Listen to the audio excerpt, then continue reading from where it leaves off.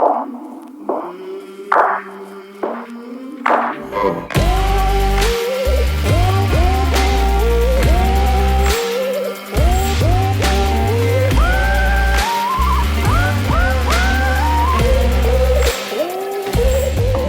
is True North TV, powered by Communitech, from Waterloo Region in Ontario, Canada to the world.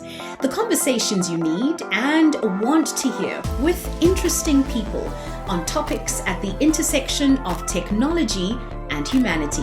Tech for good. Let's get started. Well, thank you, Talia, and welcome everyone to True North TV. Today we're going to talk about intellectual property, technology, and how it relates to what's happening in the war on COVID. And it might seem a bit abstract, but so many of the issues right now that pertain to intellectual property, to supply chains, and to the behavior of firms has resulted in changes that we wanted to take some time and dig in on. So we've got one of the leading experts in Canada on IP business strategy, which goes beyond just patenting. It is about considering the business implications of intellectual property, to join us here today. So Noel Courage, thank you very much for having us. Thank you, Ian. My pleasure to be here. So grew up in Newfoundland, went to Memorial and Dalhousie, Atlantic Canadian, and now you are an expert on the intersection between, advanced technologies, AI, machine learning, medical technology, and intellectual property. So how did that happen? That's an interesting story. Thank you, Ian. It's my pleasure to be here. And I ended up in intellectual property because I studied biochemistry in my undergraduate at university and did some research on lipoproteins and heart disease with a professor there. Happened to have a head of the department who was quite enlightened and said there are careers beyond just research and professional health sciences. Said, why don't you look at doing something like patent law or environmental law? And so that opened my eyes to this whole field, which was really growing quickly when I entered it in the mid-1990s. And I went to Dalhousie for law school, then ended up in central Canada because that's where the bulk of the IP work was done then. Now we've seen good growth throughout Canada as far as IP being generated coast to coast, but back then it was fairly concentrated in Ontario. Well, it certainly is great to have you on the show. It's interesting what's been happening with COVID, and the reaction by government and business has been surprising. What struck you most about how government and business have responded to this crisis? What's different about their response to this crisis than to sort of any other crisis that we've had since World War II? Well, typically with a lot of public health issues that are quite serious, there's a methodological approach to it. You put out calls for proposals, things like that. It's a slow process of building collaborations. The legal takes time. This situation happened with COVID. And before you knew it, companies were starting to collaborate left, right, and center. Government funding, both federally and provincially, was becoming available to fund companies to do work in COVID. So two things that were quite exceptional where you had companies working together quite quickly to develop new technologies to treat COVID. So we're talking about life sciences, people developing new drugs, perhaps new diagnostics, AI. That community was quite responsive, and you had a lot of facilitation of this. You had government, the regional innovation centers, even companies themselves and people in the community were very exceptional at making quick connections. These sorts of connections would typically take months or years, and they were happening in days, and research was getting on the road quickly. As well, very short timelines for calls for proposals for funding came out from the federal and provincial governments and other grant agencies. There's some private funding available, and the proposals were written up quickly, accepted quickly, reviewed quickly, and the cash was dispensed. So the research really got on the road quickly. So a lot of new product development got underway at lightning speed. And also we saw, for example, two behemoths in the pharma field coming together. We've seen, automotive companies coming together. What's different? What do you think is driving this, or is it just necessity? I think it's partly companies are realizing that they can't do it alone in the Mm. time frame that we need. So in the pharmaceutical space, as you mentioned, we have Glaxo and Sanofi Pasteur collaborating on a vaccine. So these two, when you think of the extent of research that has to happen quickly, they both bring different strengths to the table. If they combine forces, then the idea is they'll get a joint solution going quicker, plus they'll be able to scale it up more quickly as well. And you do see a fair bit of collaboration there. You see companies, big tech companies collaborating on contact tracing apps and other things like Mm-hmm. too. And you see the government, which would normally be raising red flags about big companies collaborating, saying that for these purposes, antitrust rules will not be strictly enforced. So they may want to take a look at it, but the government even is trying to encourage these big companies to collaborate, whereas before it would have been a big red flag for the number 1 and 2 vaccine makers to collaborate on a project and try and get ahead of everyone else. Mm-hmm. When we think about government's role in facilitating technology development, has it been the right role? Is there ways they can improve to support innovation? I think we've been talking about innovation now in Canada since the 60s, and yet we haven't had a model that really has allowed us to, innovate at the speed that we would like to. Is there some comment around that and how government what they've done and how they've done it?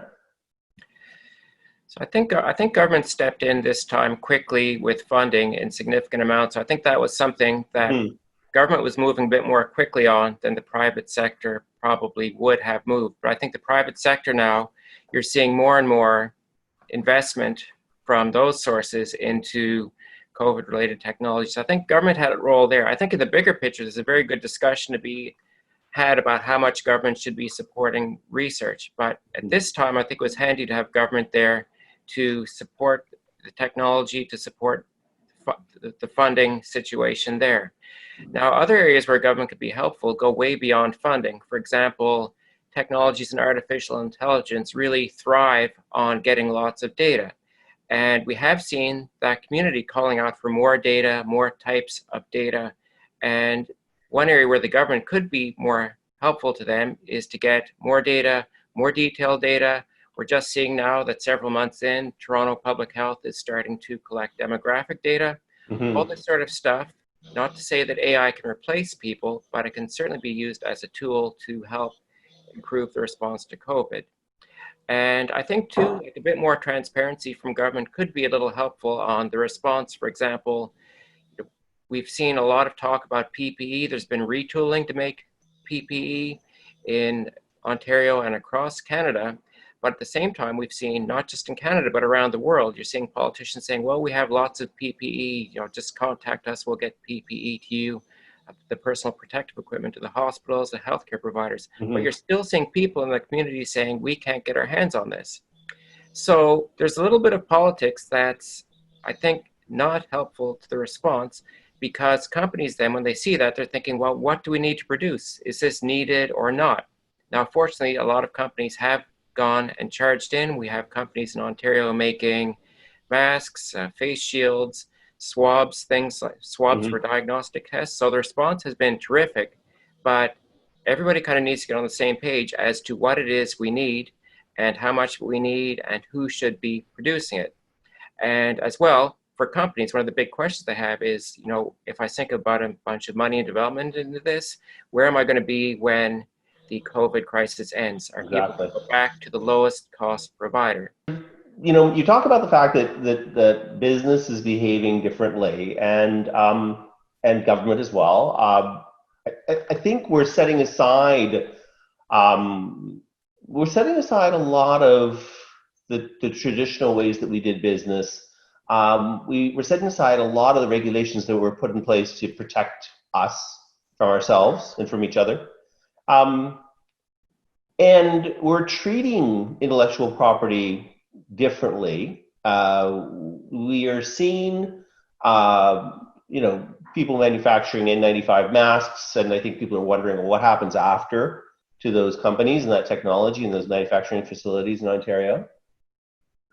When you look at the other side of this from an IP perspective, and what we learned about the fact that we're going to need to start thinking about supply chains that are of a national interest, whether it's energy or it's food or it's PPE. How do you think that we're going to change the way that we deal with intellectual property? Or do we need to change the way that we as a nation deal with intellectual property? And where do you think the rights versus needs argument's going to come down or come to bear on very practical situations when we just need the product? Well, I think the way that innovative companies are going to deal with this is that in the short term, they're going to try to meet the need on things like N95 masks and other personal protective equipment. They want to get it out there. But as time goes on, they're going to try to make innovations to develop their own intellectual property. So for example, for N95 masks, they do tend to get muggy and sweaty if you've been wearing it a long time. Fit and breathability are important.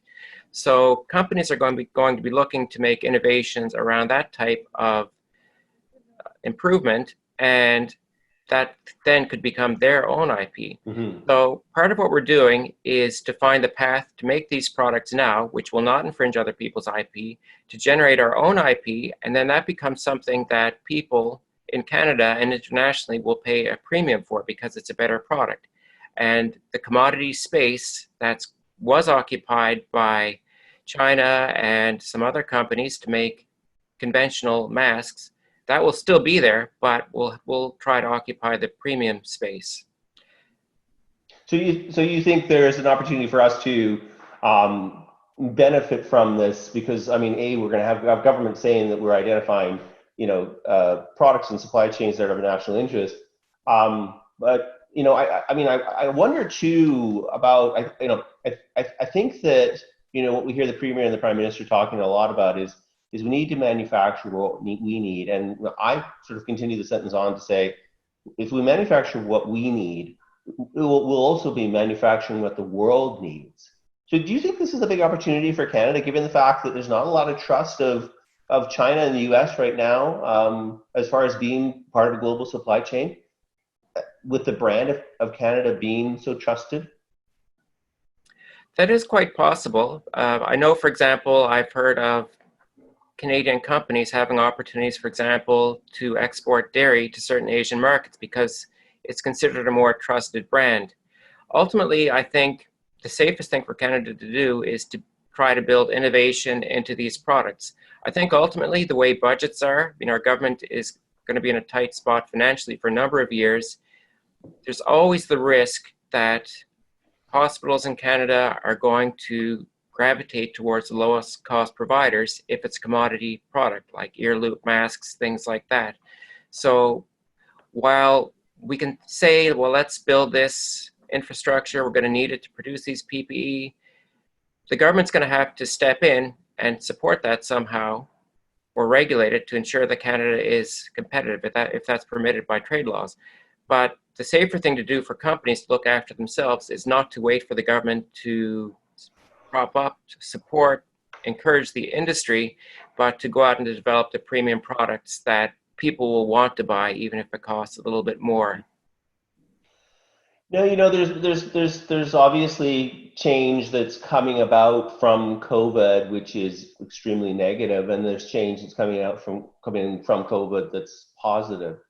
One of the shifts that we're seeing is that people are starting talking about, there's efforts underway to create life science patent pools. Tell me a bit about patent pools, what they are, and what would we benefit from deploying them now? So patent pools are quite common in the telecom space. They're used, for example, in areas like smartphones or networks for cell for cell phones. The idea is that rather than have a free-for-all as far as patents go, because if you look at one smartphone, it could potentially be the subject of thousands and thousands of patents.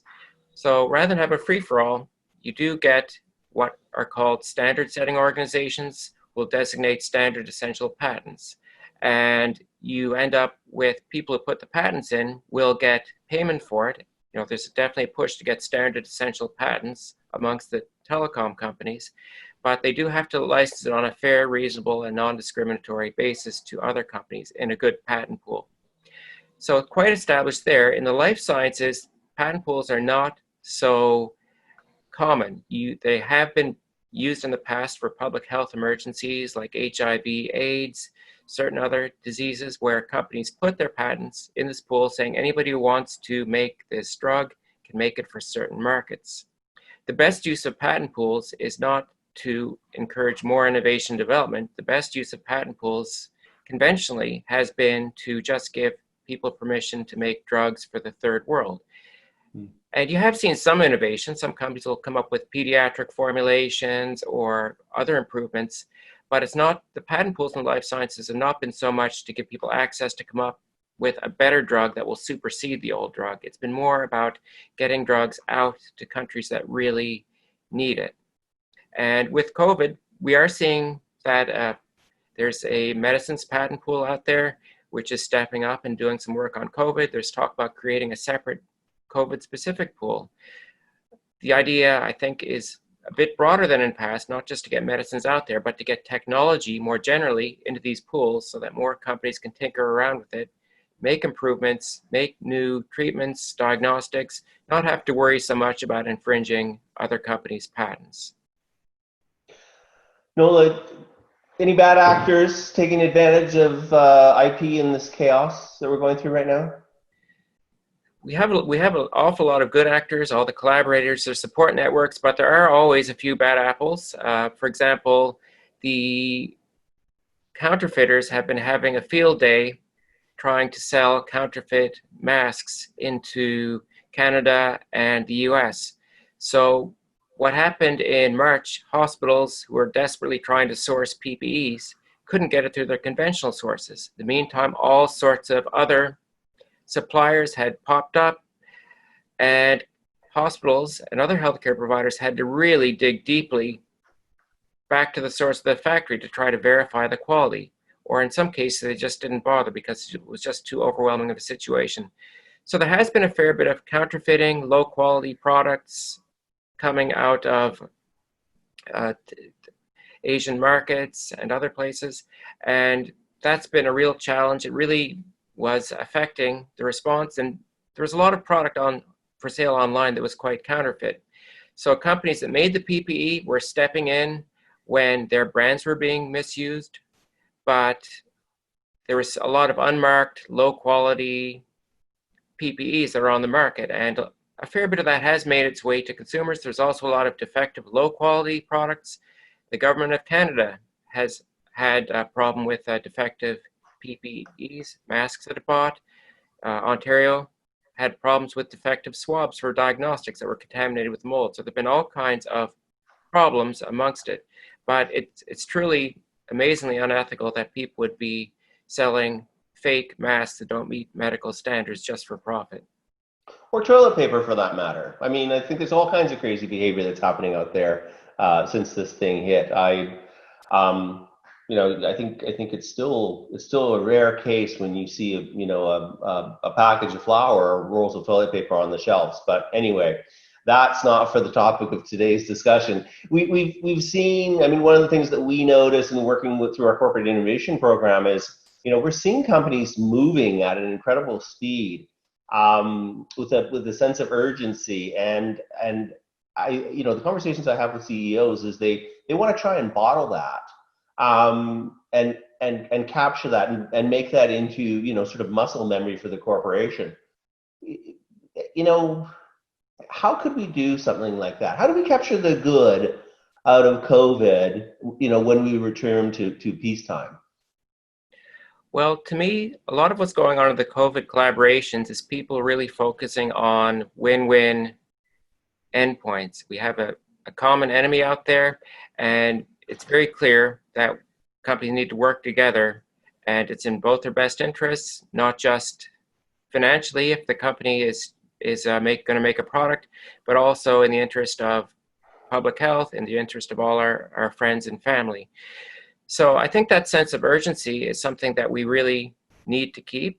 I also do believe that people need to keep focusing on the win-win approach. One of the problems I think people have is that deals tend to move slowly, there's cautious, there's a lot of legalese around it. It's very easy for projects to get delayed and for people to get suspicious, to think one side's taking advantage of another, that there's too much focus on the nitty-gritty.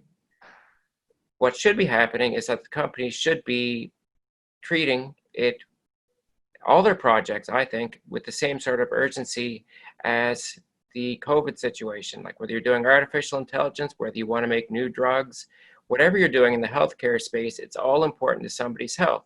So now we have a situation where innovators, government, regulators are all aligned and realize we can really do things quickly. And I think having everyone focused on this win-win situation is something we need to kind of bottle up and keep in mind for cancer therapy, heart disease, all sorts of other collaborations, epidemiology, things like that. I think that business really needs to take a lesson from this and focus on the win-win outcome.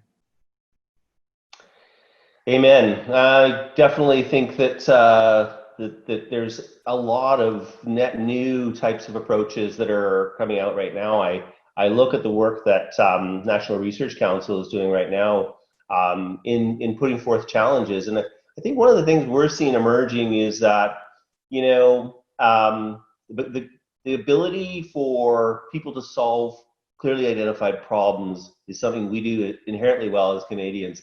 And that's one of the things we're going to be working to try and retain in a post-COVID world, whenever that might be. But for the moment, I want to take an opportunity to thank you for joining us today. It was a great conversation. I feel a little bit smarter about IP technology and COVID. I wanted to thank all of you joining us today for being part of True North TV, and we'll see you next time.